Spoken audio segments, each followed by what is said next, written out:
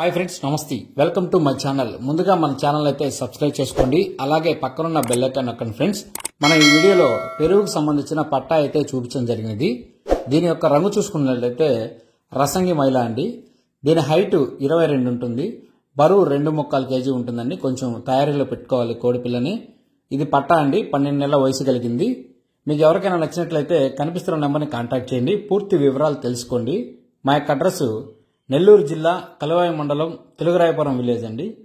అన్ని possible ఏరియాలకి transport చేస్తాను. 100 kilometres లోపలైతే నేనే నేరుగా తెచ్చి ఇస్తానండి.